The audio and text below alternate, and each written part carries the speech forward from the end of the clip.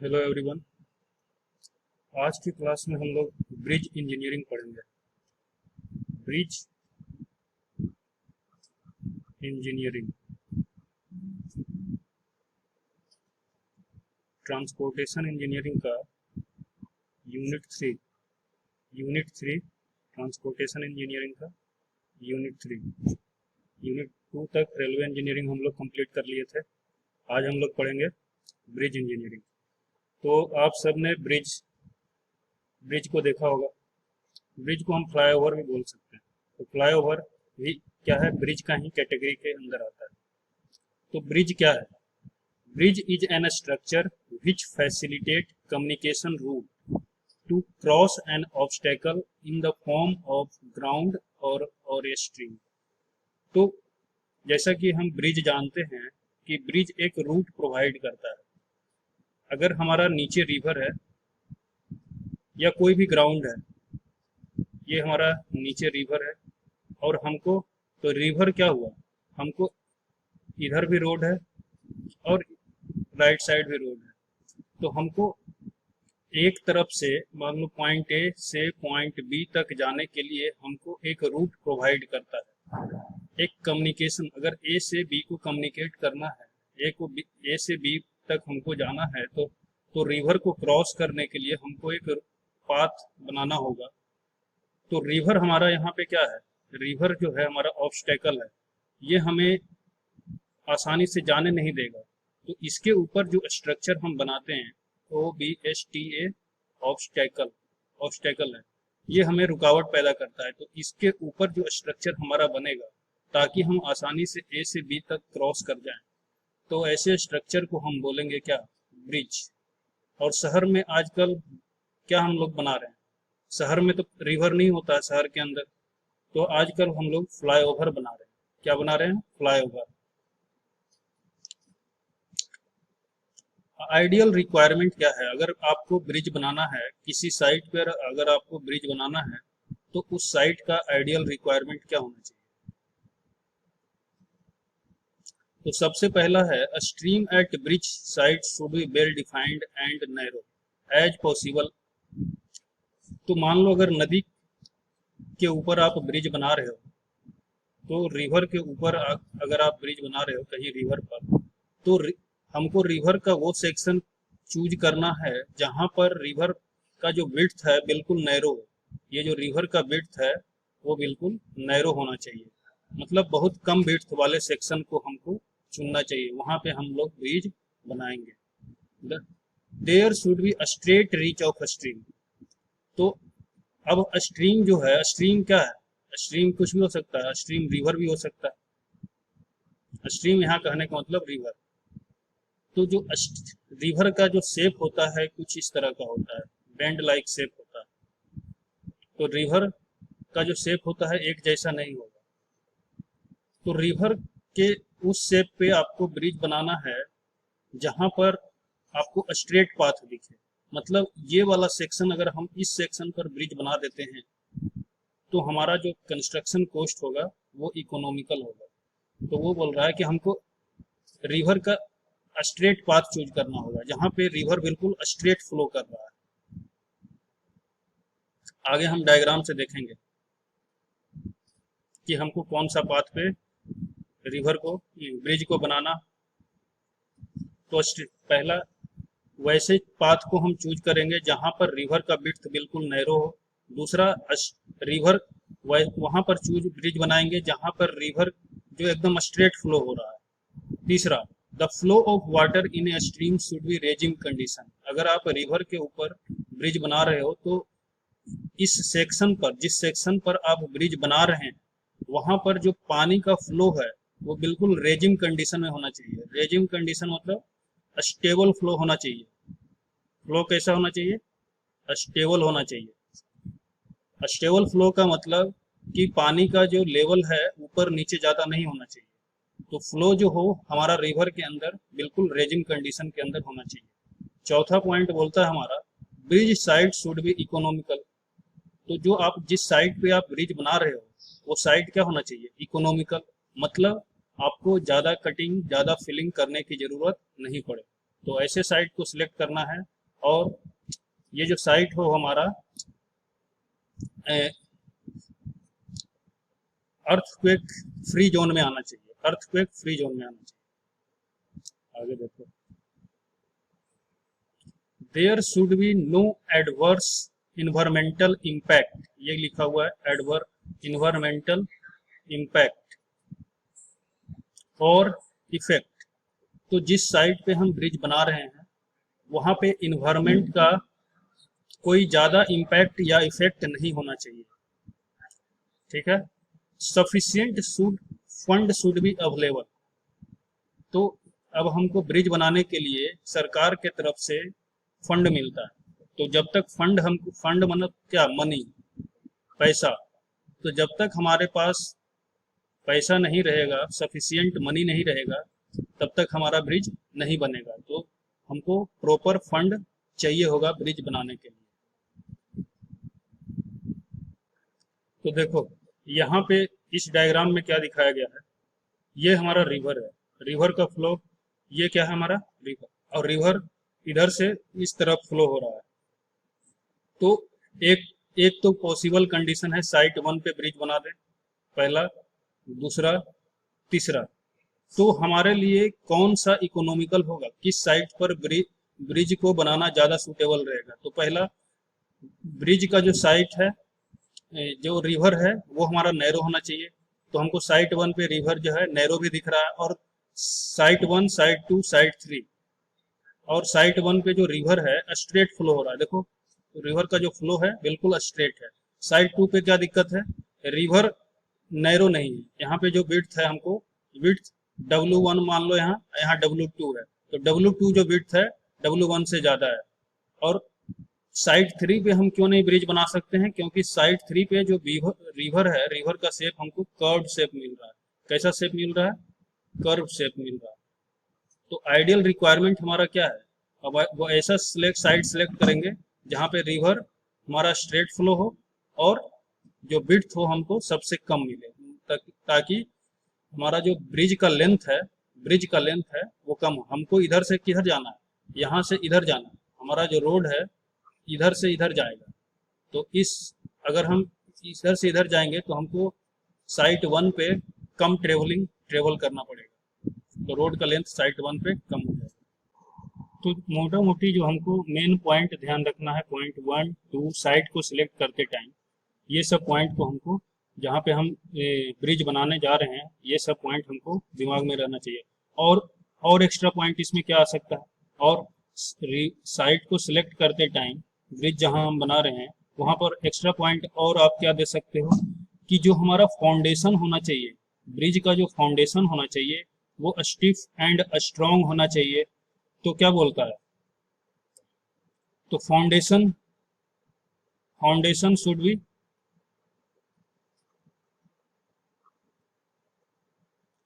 SHULD should be strong. अब आपको strong foundation कहाँ पर मिलेगा, जब आप ब्रिज को कहीं रॉक या अदर इनइरोडेबल स्ट्रेटा पे बनाते हैं।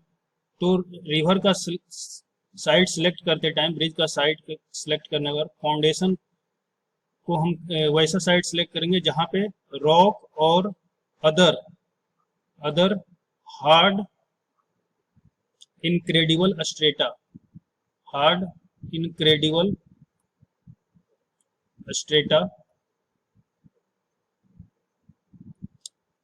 क्लोज टू द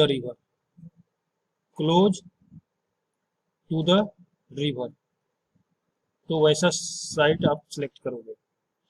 अब है शार्प कर्व नहीं होना चाहिए रिवर का। तीसरा क्या बोलता है, absence of expensive river training work. तो हमको रिवर में ज़्यादा ट्रेनिंग करने की जरूरत नहीं पड़े। Absence of expensive river training work, river training work, इसका मतलब क्या है कि अगर हम स्ट्रेट पाथ पे ब्रिज को बना देंगे तो रिवर को हमको ज़्यादा ट्रेन करने की जरूरत नहीं होगा। रिवर का ट्रेन करने का मतलब ये है कि रिवर के फ्लो को हम एक डायरेक्शन, सुटेबल डायरेक्शन हमको बार बार देना पड़ता है अगर हम गलत साइड चूज कर लिए तो जो हमको रिवर को ट्रेन करने का है, अगर स्ट्रेट पाथ पर हम बना दिए ब्रिज रिवर के स्ट्रेट पाथ पर, तो हमको रिवर को ज़्यादा डायरेक्शन देने का जरूरत नहीं पड़ेगा। तीसरा चौथा पॉइंट हमको क्या लिखना चाहिए, अगर जो हमारा material and labour should be locally available. अब ब्रिज बनाने के लिए जो मटेरियल लगेगा और लेबर लगेगा, तो materials and labour should be locally available. Materials and labour should be locally available. तो ब्रिज बनाने के लिए जो भी आपको मटेरियल लगेगा या लेबर का जो जरूरत पड़ेगा वो लोकल में भी आपको मिल जाना चाहिए, ताकि बाहर से आपको लाना मटेरियल नहीं पड़े। तो इससे क्या होगा, हमारा कंस्ट्रक्शन कॉस्ट इकोनॉमिकल होगा। लास्ट पॉइंट, अगर हम ब्रिज के साइट को सिलेक्ट करते टाइम लिखें तो लास्ट पॉइंट, एक और पॉइंट हम क्या लिख सकते हैं, साइट सिलेक्शन ऑफ रिवर के अंदर ही हम लिख रहे हैं कि minimum scoring and silting location. Minimum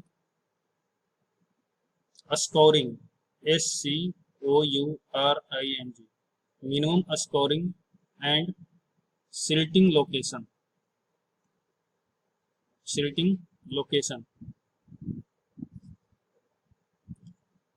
तो हमको रिवर का वो वाला साइट सेलेक्ट करना पड़ेगा जहां पे रिवर का स्कोरिंग और सिल्टिंग कम होता है। स्कोरिंग कहने का मतलब कि रिवर का जो रिवर का जो साइड है, रिवर के साइड से जो मटेरियल है वो स्कोर कर जाता है। जब मतलब रिवर के फ्लो का अगर वेलोसिटी ज़्यादा होगा, रिवर के अंदर पानी का फ्लो अगर वेलोसिटी ज़्यादा होगा तो क्या करेगा, जो रिवर का साइड का जो मटेरियल होगा, मिट्टी होगा, उसको स्कोर करके नीचे डिपॉजिट कर देगा। क्या कर देगा, स्कोर कर देगा। और सिल्टिंग, नीचे जो आके ये मटेरियल डिपॉजिट हो जाता है उसको बोलते हैं सिल्टिंग। तो इसको खराब करना स्कोरिंग, और मटेरियल आके नीचे डिपॉजिट कर जाएगा उसको बोलते हैं सिल्टिंग। तो ये सब बात आपको साइट सेलेक्ट करते time, selection of bridge site के वक्त आपको ध्यान रखना पड़ेगा। तो पहला जो हमारा पार्ट था ideal requirement for bridge, site selection for bridge, ये यहाँ पर खत्म होता है। आगे हम लोग देखते हैं कि codes used for bridge design. अगर आप ब्रिज को डिजाइन कर रहे हो तो कौन कौन सा कोड को आपको जरूरत पड़ेगा। तो पहला जो कोड आपको है IRC 5। IRC मतलब Indian road Congress, Indian road Congress, ये कोड है IRC 5। ये कोड में क्या लिखा हुआ है, code of practice for specification of bridge. Bridge का क्या स्पेसिफिकेशन होना चाहिए, कौन कौन सा मटेरियल लगेगा, ये आपको IRC 5 कोड के अंदर मिल जाएगा।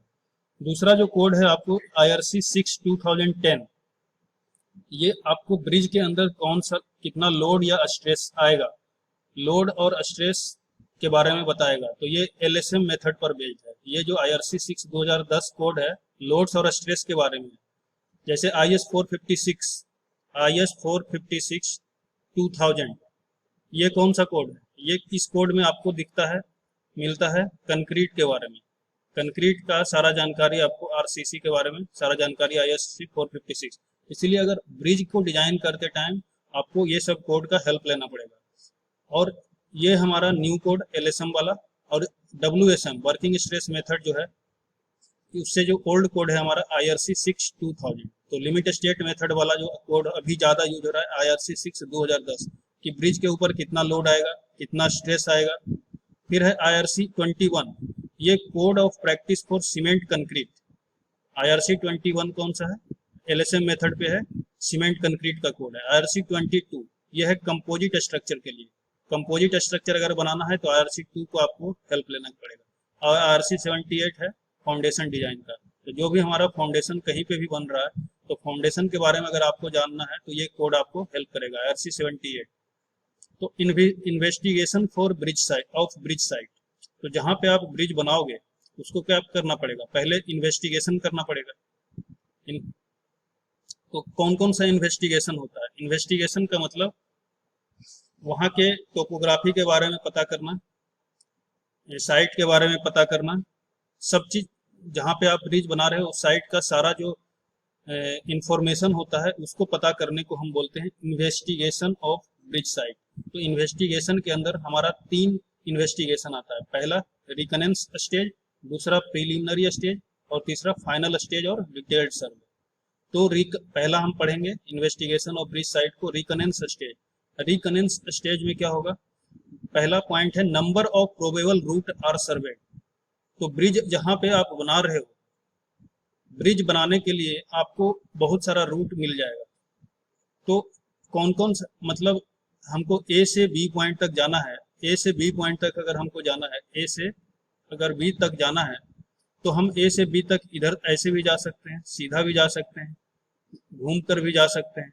तो हमको वो पाथ फाइनल करना पड़ेगा।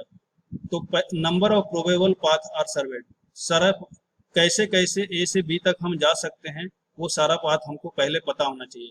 तो रिकनेंस सर्वे के स्टेज के अंदर आता है। रिकनेंस स्टेज को हम क्या बोल सकते हैं, रिकनेंस सर्वे भी बोल सकते हैं, रिकनेंस स्टेज या रिकनेंस सर्वे। दूसरा study of available map for that area, जिस एरिया में आप ब्रिज बना रहे हो उस एरिया का जो मैप होगा उसको आप अच्छे से स्टडी करोगे। तो रिकनेंस सर्वे के अंदर दूसरा जो पॉइंट आता है, उस एरिया का जो भी मैप अवेलेबल होगा उसको आप स्टडी करोगे, एरिया के बारे में जानकारी इकट्ठा करोगे। Nature of road traffic at bridge site should be study. तो अब ब्रिज जहाँ पे बना रहे हो वहाँ पे जो रोड है उस रोड के ऊपर कितना ट्रैफिक आ रहा है, तो ट्रैफिक का आपको पता लगाना पड़ेगा। मतलब ट्रैफिक के वॉल्यूम को कैलकुलेट करोगे। जब ट्रैफिक का वॉल्यूम कैलकुलेट हो जाएगा तभी तो आपको पता लगेगा कि कितनी ब्रिज का साइज क्या होना चाहिए। तो नेचर ऑफ ट्रैफिक, ट्रैफिक का नेचर कैसा है उसको पता करना होगा। Characteristic of river is found out from the past data. तो जिस रिवर के ऊपर आप ब्रिज बना रहे हो उस रिवर का जो कैरेक्टरिस्टिक है पिछले 10-20 साल का, कि इसके अंदर फ्लड आता है कि नहीं आता है, किस टाइम पे फ्लड आता है, तो रिवर का जितना भी कैरेक्टरिस्टिक है सबको आप स्टडी करोगे। तो रिकनेंस सर्वे के अंदर 4 पॉइंट आता है रिकनेंस स्टेज के अंदर। दूसरा स्टेज है प्रीलिमिनरी स्टेज। दूसरा स्टेज है हमारा, रिकनेंस जब हो जाएगा तो दूसरा स्टेज पे हम जाएंगे प्रीलिमिनरी स्टेज। इसमें क्या स्टडी करेंगे, nature of flow at site is. तो कैरेक्टरिस्टिक ऑफ रिवर का तो हम पास्ट डाटा से कैलकुलेट करेंगे, पास्ट में रिवर का क्या कैसा बिहेवियर रहा होगा वो डाटा हमको गवर्नमेंट से मिल जाएगा। उस एरिया का जो भी म्यूनिसिपल जो भी गवर्नमेंट होगा उससे आपको मिल जाएगा। अब उसको स्टडी करने के बाद nature of flow at site, river का फ्लो साइट पर कैसा है, कि उसका नेचर कैसा है उसको पता करोगे। Length of bridge and approach is found. तो प्रीलिमिनरी स्टेज में सेकंड पॉइंट है कि आपको कितने लेंथ का ब्रिज बनाना है, 2 किलोमीटर का ब्रिज बनाना है, 3 किलोमीटर का बनाना है, ये इसको आप फाइनल करोगे। And approach, length of bridge and approach, मतलब ब्रिज के ऊपर जाने के लिए आपका जो अप्रोच रोड है वो आप फाइनल करोगे। Availability of skilled and unskilled labour and material, इसका पता लगाओ कि आपके पास स्किल्ड लेबर और अनस्किल्ड लेबर हैं कि नहीं। उस नहीं है तो उनको उनका व्यवस्था करना पड़ेगा। तो ये था हमारा preliminary stage. Preliminary stage, study of सब सॉइल कंडीशन एट साइट। अब साइट, जिस साइट पे आप ब्रिज बना रहे हो साइट का जो नीचे का जो सॉइल है उसके बारे में आप स्टडी करोगे। तो सब सॉइल का मतलब जिस सॉइल के ऊपर आपका फाउंडेशन बनेगा ब्रिज का उस सॉइल का कैसा नेचर है उसको सॉइल के टेस्ट से आप पता करोगे।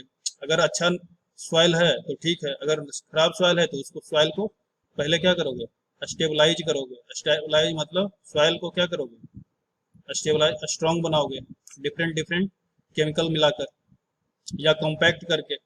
फाइनल स्टेज, प्रीलिमिनरी स्टेज के बाद आता है final stage. Hydrological data such as velocity discharge are found out on site. Hydrological data के अंदर हमको रिवर का वेलोसिटी और डिस्चार्ज, रिवर कितने वेलोसिटी से फ्लो करता है, रिवर का डिस्चार्ज क्या है वो आप पता करोगे। तो डिस्चार्ज को हम किस में मेजर करते हैं, मीटर क्यूब पर सेकेंड, और वेलोसिटी को मीटर पर सेकेंड। तो रिवर का डिस्चार्ज पता करोगे। Soil exploration is carried out at site, soil को एक्सप्लोर करोगे, जहाँ जिस साइट पे आप रिवर बना रहे हो उस साइट का पूरा सॉइल का टेस्टिंग करोगे। क्या करोगे? टेस्टिंग करोगे। और टेस्टिंग करने के बाद अगर सॉइल स्ट्रांग नहीं है तो make it strong. Structural design and calculation are done. अब रिवर के स्ट्रक्चर का डिजाइन और कैलकुलेशन ये सब किसके अंदर आ रहा है? फाइनल स्टेज है डिटेल्ड सर्वे के अंदर। Cost of construction is calculated. और अंत में हम क्या करेंगे कि कंस्ट्रक्शन में कितना कॉस्ट आ रहा है ब्रिज बनाने में, उसको कैलकुलेट करोगे। उसके बाद आता है map to be prepared on bridge site. Bridge site पर कौन कौन सा आपको मैप बनाना पड़ेगा? तो पहला है इंडेक्स मैप, दूसरा है कंटूर मैप, तीसरा है लॉन्गिट्यूडनल मैप और चौथा है क्रॉस सेक्शन। तो इंडेक्स मैप क्या होता है? It shows proposed location of bridge and alternative route. अब इंडेक्स मैप के अंदर हम क्या किए थे? प्रिलिमिनरी स्टेज में रिकनेंस सर्वे के अंदर हम क्या किए थे? रिकनेंस स्टेज के अंदर हम उस एरिया का, जिस एरिया में ब्रिज बना रहे हैं उस एरिया का पूरा क्या किए थे? मैप का स्टडी किए थे। और उस मैप को स्टडी करने के बाद हमको क्या मिला था? हम रिवर के लोकेशन को डिसाइड किए थे कि ब्रिज के लोकेशन को डिसाइड किए थे कि हमको इस लोकेशन पर ब्रिज बनाना है। और मैप के अंदर ही हमको ये भी दिखता है कि ए से बी तक जाने के लिए और क्या क्या रूट हो सकता है, अल्टरनेटिव रूट हो सकता है। तो ये सारा जो मैप होगा जिसमें हमको अल्टरनेटिव रूट और रिवर का प्रोपोज्ड लोकेशन हम दिखाएंगे, उस मैप को बोलते हैं हम इंडेक्स मैप। तो इंडेक्स मैप में आपको ब्रिज का लोकेशन और अल्टरनेटिव रूट दिखाई देगा। और जो इंडेक्स मैप है उसका स्केल कितना होगा? 1:50,000। इंडेक्स मैप का स्केल का रेशियो होता है 1:50,000। तो स्केल। दूसरा है कंटूर मैप। कंटूर मैप क्या है? इट शोज टोपोग्राफिकल और other features that might influence the location of bridge site. तो कंटूर मैप वैसे मैप को कंटूर मैप के अंदर आपको क्या क्या दिखता है? जिस एरिया में टोपोग्राफी मतलब क्या? एरिया। उस टोपोग्राफी का नेचर दिखता है कि उस एरिया के का टोपोग्राफी कैसा है, जो कि ब्रिज के लोकेशन को अफेक्ट कर सकता है। इन्फ्लुएंस मतलब अफेक्ट कर सकता है। तो टोपोग्राफी, पहाड़ी इलाका है कि प्लेन एरिया है, तो कंटूर मैप में ये पता लगेगा। और कंटूर मैप का जो स्केल होता है 1:10,000 होता है। लॉन्गिट्यूडनल मैप में क्या दिखेगा? It shows highest flood level and ordinary flood level along the length of bridge. अब ब्रिज हम जहाँ बना रहे हैं, रिवर के ऊपर बना रहे हैं ब्रिज, तो ब्रिज का जो हाईएस्ट फ्लड लेवल होगा कि फ्लड के टाइम पे ब्रिज का लेवल कितना बढ़ जाता है, या नॉर्मल कंडीशन में ब्रिज का रिवर का जो फ्लो का लेवल है वो कितना रहता है, तो वो आपको दिखेगा लॉन्गिट्यूडनल मैप में। तो आपको ये सब मैप बनाना पड़ेगा। और लॉन्गिट्यूडनल मैप का जो स्केल होता है 1:25,000 का। अगला आता है हमारा cross section. It shows current width of the road for various cross section. तो करेंटली जो रोड का विड्थ है, उसका विड्थ रोड का है वो कितना होगा, उसके अंदर आपको क्रॉस सेक्शन, रोड का क्रॉस सेक्शन का विड्थ पता चलता है। क्रॉस सेक्शन हमको जनरली क्या दिखाता है कि रोड का विड्थ ही तो दिखाएगा क्रॉस सेक्शन। तो जो क्रॉस सेक्शन का स्केल होगा वो होगा 1:1000 का। अब component part of bridge, bridge के जो हम बना रहे हैं उसका कौन कौन सा कंपोनेंट या पार्ट होता है? तो देखो, ये हमारा एक तरह से ब्रिज है।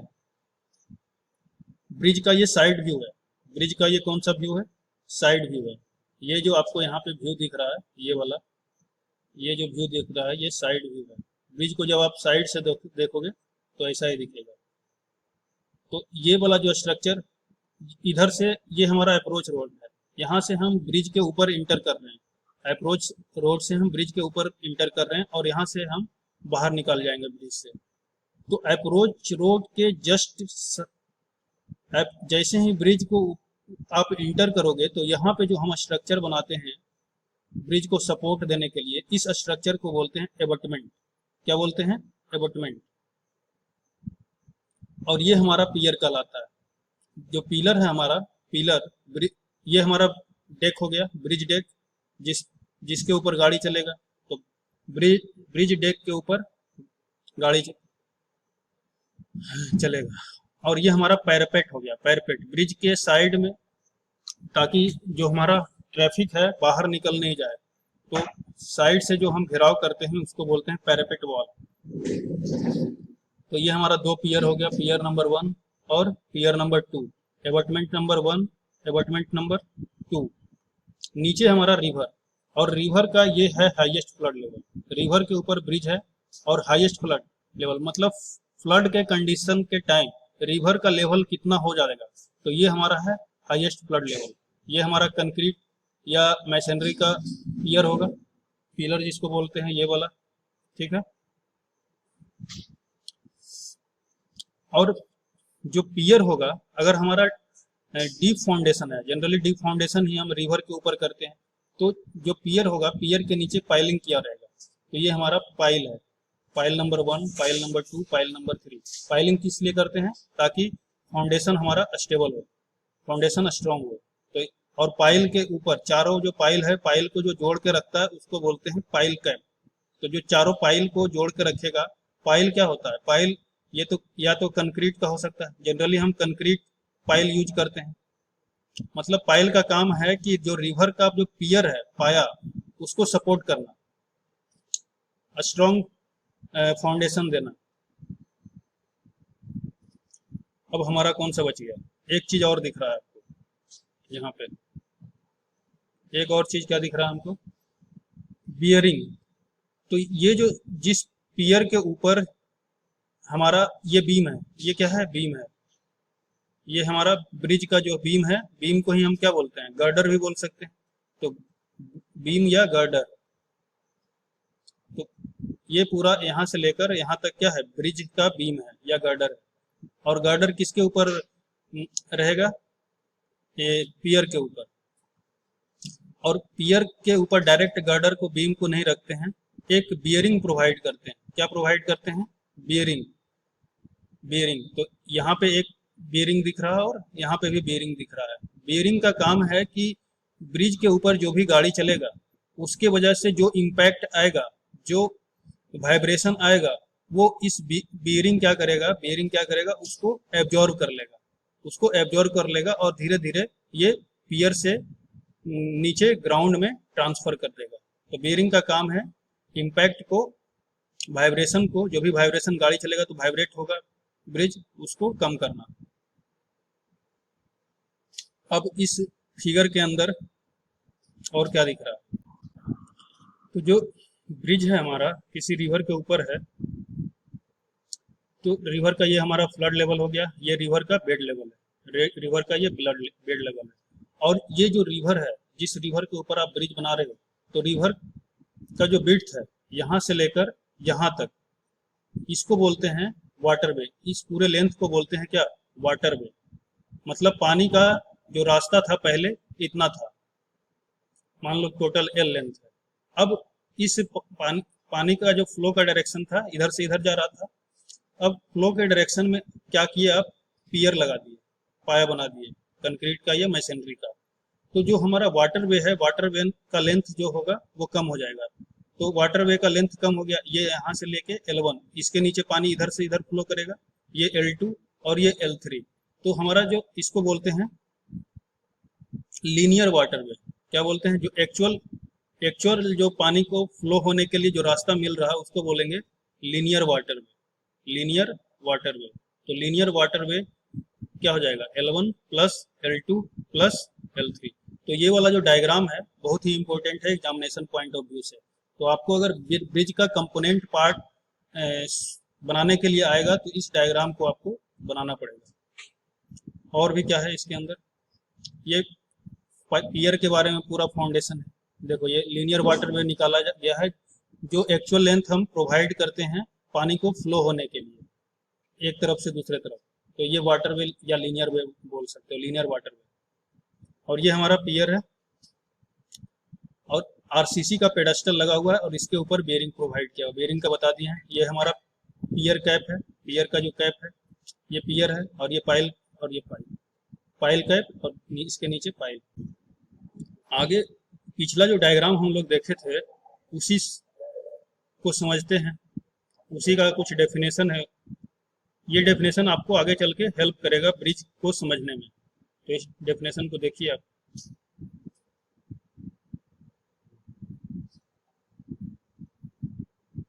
Important technical terms used in bridge. तो पहला है हमारा कौन सा, क्लियर स्पैन। क्लियर स्पैन क्या बोलते हैं, it is the clear distance between any two adjacent support और पियर। दो पियर या दो सपोर्ट के बीच जो क्लियर डिस्टेंस है उसको बोलते हैं क्लियर स्पैन। बहुत सारा सपोर्ट होगा, बहुत सारा पियर होगा ब्रिज बनाने में, तो दो पियर के बीच का जो क्लियर डिस्टेंस है उसी को बोलते हैं क्लियर स्पैन। तो ये वाला जो स्पैन आपको दिख रहा है, पीछे फिगर में भी देख सकते हैं, पीछे फिगर में भी क्लियर स्पैन क्या है, जो L1 L2 L3 जो दिख रहा है, L1 L2 L3 देखो यहाँ पे ये वाला डिस्टेंस L1, ये क्या है L2, ये क्या है L3, इस डिस्टेंस को हम बोलेंगे क्लियर स्पैन। तो क्लियर स्पैन सबको समझ में आया होगा। दूसरा इफेक्टिव स्पैन। इफेक्टिव स्पैन क्या है, आरसीसी में भी पढ़े होंगे, centre to centre distance between any two adjacent support. दो सपोर्ट के बीच का सेंटर टू सेंटर डिस्टेंस को हम क्या बोलते हैं, इफेक्टिव स्पैन। क्या बोलते हैं, इफेक्टिव स्पैन। तीसरा है वाटरवे। वाटरवे समझा चुके हैं, it is a sectional area at the side through which water flow is called waterway. तो वाटरवे वो सेक्शनल एरिया है जिसके थ्रू पानी फ्लो कर सकता है। और लीनियर वाटरवे ये हमारा हो गया जो कि अवेलेबल नहीं रहता है, ये इतना से पानी फ्लो कर सकता था, लेकिन हम ब्रिज का फाउंडेशन बना दिए, ब्रिज बना दिए तो हमको ये वाला जो लेंथ है, एक्चुअल एरिया है, वो अवेलेबल नहीं होगा। तो एक्चुअल एरिया होगा लीनियर वाटरवे। तो linear waterway is the length available at bridge side. वो लेंथ जो ब्रिज साइड पे अवेलेबल है अभी उसको बोलेंगे लीनियर वाटरवे, जिसके थ्रू पानी एक्चुअली फ्लो कर रहा है between extreme edges of water surface. It is the length available at a bridge site between the extreme edges of water surface. तो linear waterway क्या हो जाएगा, L1 plus L2 plus L3। पांचवा है economic span. A span for which cost of bridge is minimum is called economic span. और a span for which cost of substructure is equal to cost of superstructure. तो bridge का वो span, bridge का एक total length होगा या number of span होगा। तो ब्रिज का वो स्पैन जिस स्पैन के लिए, जिस लेंथ के लिए आपको ब्रिज का कॉस्ट सबसे कम निकल कर आता है उसको बोलेंगे इकोनॉमिक स्पैन। और इकोनॉमिक स्पैन अगर कॉस्ट ऑफ सब स्ट्रक्चर और कॉस्ट ऑफ सुपर स्ट्रक्चर बराबर आ जाता है तो वैसा जो स्पैन हमको निकल कर आएगा, ब्रिज का जो लेंथ निकल कर आएगा, उस लेंथ को, स्पैन का मतलब लेंथ, उस लेंथ को हम बोलेंगे इकोनॉमिक स्पैन। अब वो सब स्ट्रक्चर और सुपर स्ट्रक्चर क्या है ये भी देख लो। तो बीरिंग के ऊपर ये क्या है हमारा, यहाँ पे बीरिंग प्लेट लगा हुआ है, इस बीरिंग प्लेट के ऊपर जो भी स्ट्रक्चर आपको दिख रहा है वो स्ट्रक्चर को बोलेंगे सुपर स्ट्रक्चर। क्या बोलेंगे, सुपर स्ट्रक्चर। और बीरिंग प्लेट के नीचे, बीरिंग के नीचे जितना भी आपको ये सब स्ट्रक्चर दिख रहा है, पाइल दिख रहा है, पियर दिख रहा है, ये सब कहलाएगा सब स्ट्रक्चर। तो जब सब स्ट्रक्चर बनाने का कॉस्ट सुपर स्ट्रक्चर बनाने के कॉस्ट के बराबर हो जाता है तो उस लेंथ को, वो वाला लेंथ जो ब्रिज का निकल कर आता है उस लेंथ को बोलते हैं economic span.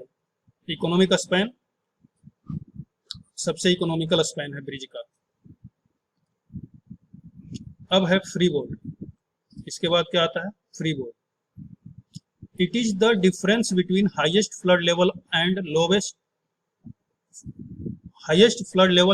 lowest point on the underside of bridge deck.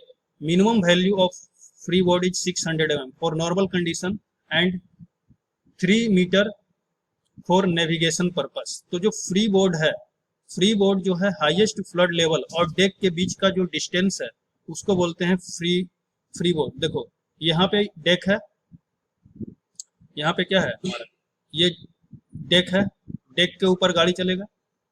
तो जो ब्रिज का डेक के जो नीचे, ब्रिज के डेक से हाईएस्ट फ्लड ऑफ लेवल जो रिवर का होगा उसको बोलेंगे फ्री बोर्ड। तो फ्री बोर्ड नॉर्मली जो होता है 600 mm देते हैं, लेकिन अगर आपको इसके नीचे से, इस पानी के नीचे से इधर से उधर अगर कोई जहाज वगैरह या नाव वगैरह अगर आपको ले जाना है तो उस केस में जो हमारा फ्री बोर्ड होगा, उस केस में जो हमारा फ्री बोर्ड होगा नेविगेशनल पर्पस के लिए इस फ्री बोर्ड को रखते हैं 3 मीटर। मतलब कि ब्रिज को और ऊपर बनाना पड़ेगा, जो हमारा ब्रिज होगा, डेक है, डेक को और ऊपर बनाना पड़ेगा। तो नेविगेशनल पर्पस के लिए जो हमारा फ्री बोर्ड का लेंथ, हाइट जो निकल कर आता है वो ज़्यादा निकल कर आता है 3 मीटर, और नॉर्मल यूज के लिए तो 600 mm है। तो फ्री वर्ड सबको समझ में आया होगा। अगला स्लाइड क्या है?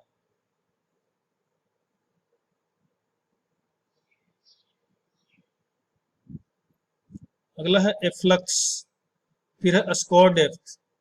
तो उतना डीप में आप लोग को नहीं जाना है, एज पर सिलेबस जो हमारे सिलेबस में है वो हम पढ़ेंगे। तो आज हमने देखा कि ब्रिज क्या होता है, साइट्स को सिलेक्ट कैसे करते हैं ब्रिज का, और common term, important term, bridge के अंदर जो इंपॉर्टेंट टर्म कौन कौन सा यूज होता है उसके बारे में पढ़ें। तो नेक्स्ट जो हमारा क्लास होगा उसमें हम लोग पढ़ेंगे alignment of bridge, alignment of bridge. तो अलाइनमेंट ऑफ ब्रिज पढ़ेंगे, और उसके आगे ब्रिज का अलाइनमेंट कैसे करते हैं, और उसके आगे हम पढ़ेंगे क्लासिफिकेशन ऑफ ब्रिज। तो आज की क्लास को आप अच्छे से देखिए, तभी आपको आगे का क्लास समझ में आएगा। ये जो इम्पोर्टेंट टर्म है classification of bridge, important term ये, और जो ब्रिज का क्रॉस सेक्शन हम आपको दिखाए हैं उसको अच्छे से समझिए। Thank you everyone.